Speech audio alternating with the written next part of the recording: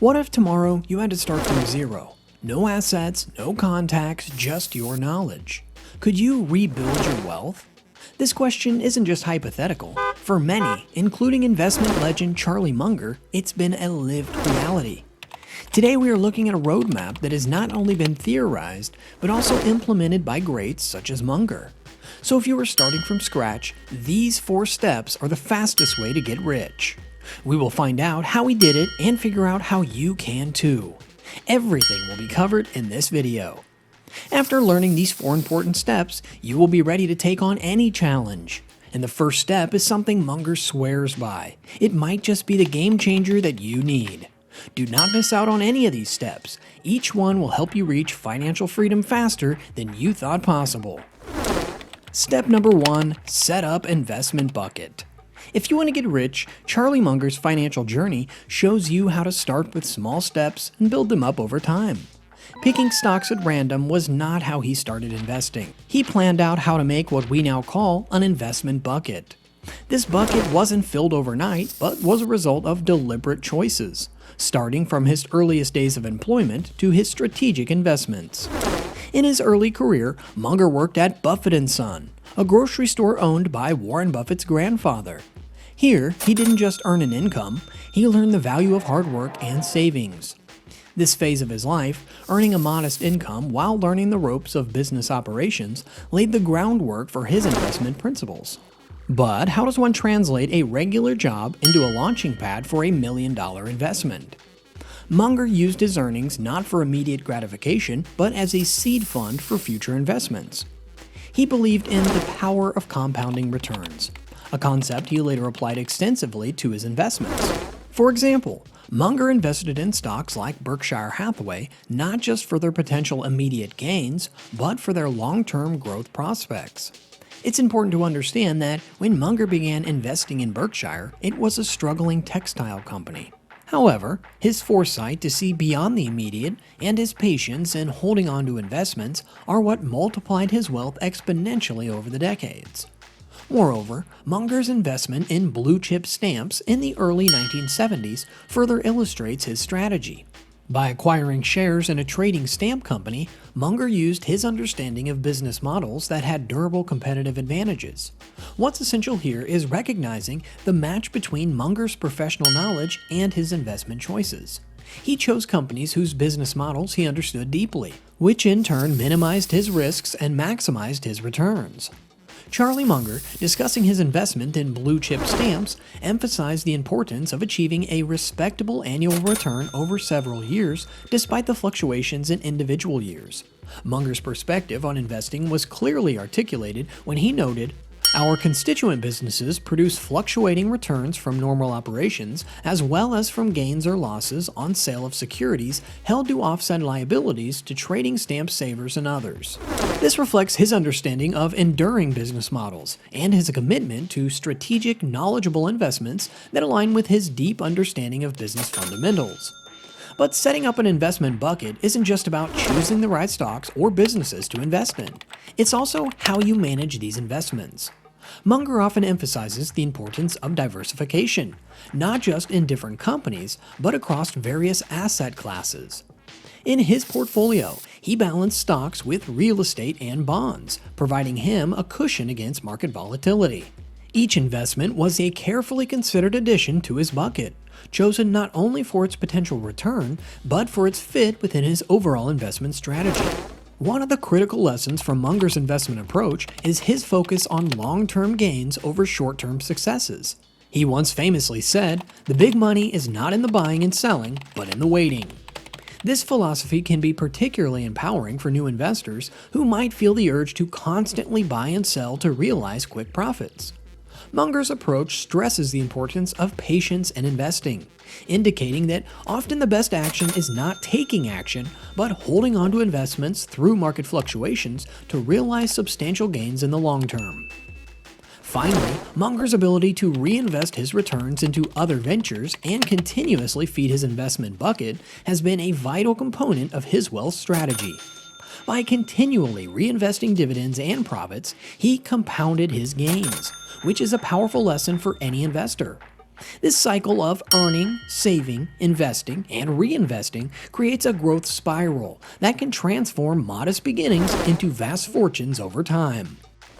It becomes clear that where you invest and how you improve your ability to earn and invest more efficiently are both important for your financial growth.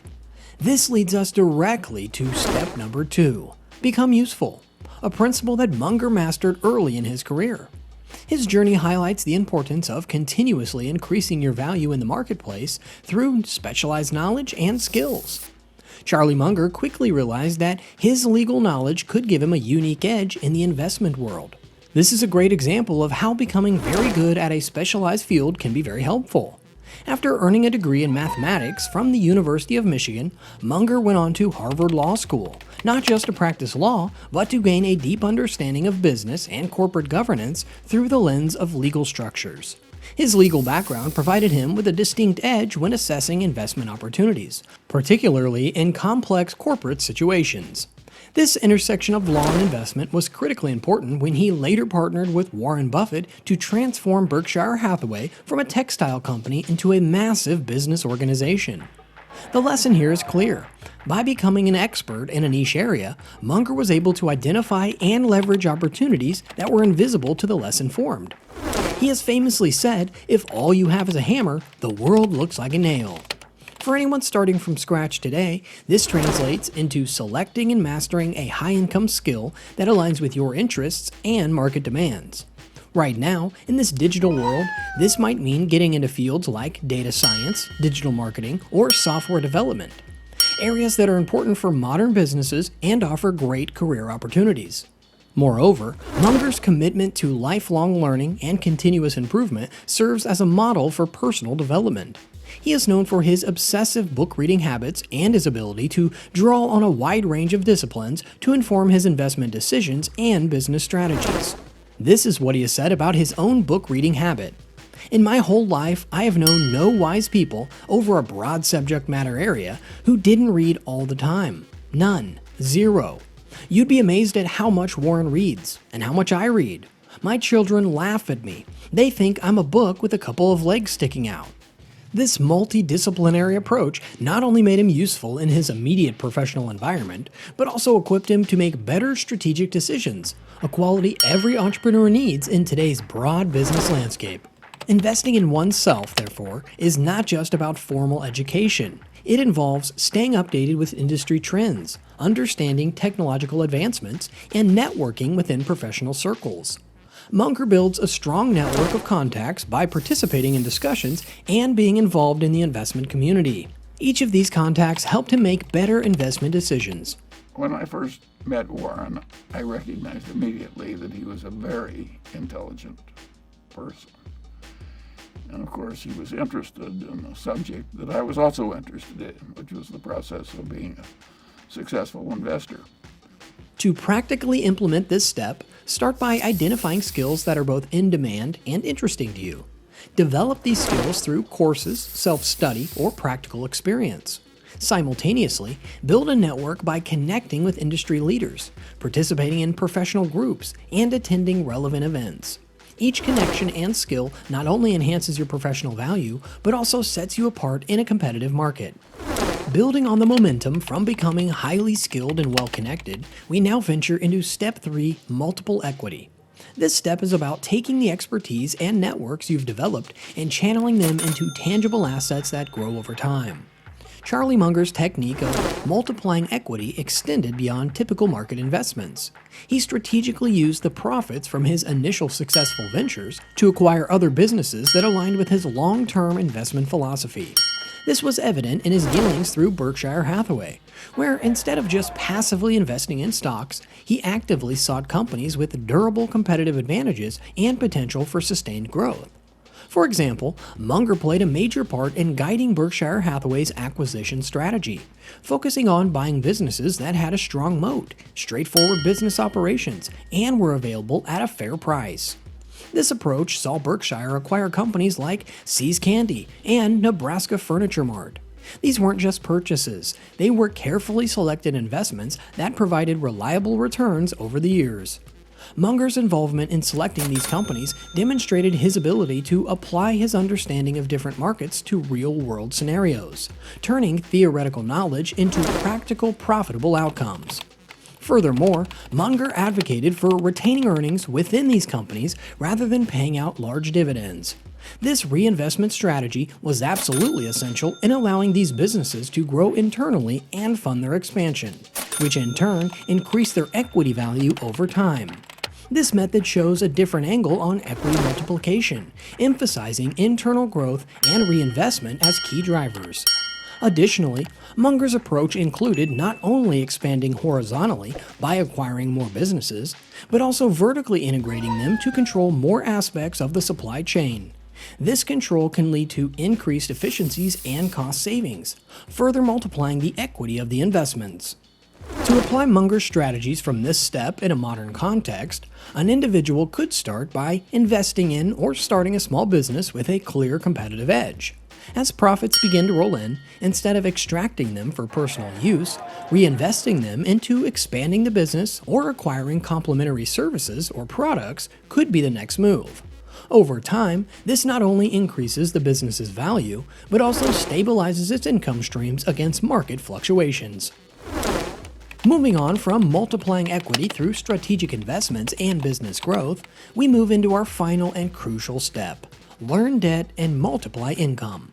This step involves understanding and leveraging financial tools like debt to not only preserve the wealth you've built, but also to expand it further. Charlie Munger's approach to debt was careful yet smart, highlighting its use as a tool for growth when used wisely. Munger's philosophy on debt was centered around its wise use, knowing that while debt can accelerate growth, it must be managed with great care to avoid financial overreach. He often highlighted the importance of using debt in a way that aligns with one's broader financial goals and risk tolerance. For Munger, this meant leveraging debt to enhance investment opportunities without compromising the financial stability of his core investments. For someone starting anew, understanding how to use debt effectively is key. Initially, this could mean using credit cards or loans to fund essential investments or business needs that have clear and calculated returns. For example, taking a loan to expand a business's production capacity could make sense if the projected income increase from expanded operations exceeds the cost of the loan. Munger would advocate for such a move, especially if the business fundamentals are strong and all the market demand is evident. Moreover, managing debt wisely means not letting it spiral out of control. Munger has been a proponent of keeping liabilities to a minimum and focusing on building assets that generate income. This can be mirrored in personal finance by using credit facilities to fund assets that appreciate or generate income, like real estate or a well-planned business venture, and avoiding using debt for depreciating assets or non-essential spending. As you start to handle debt effectively, the next phase is to multiply your income streams. Munger's approach was never to rely on a single income, but to create a portfolio of income-generating investments.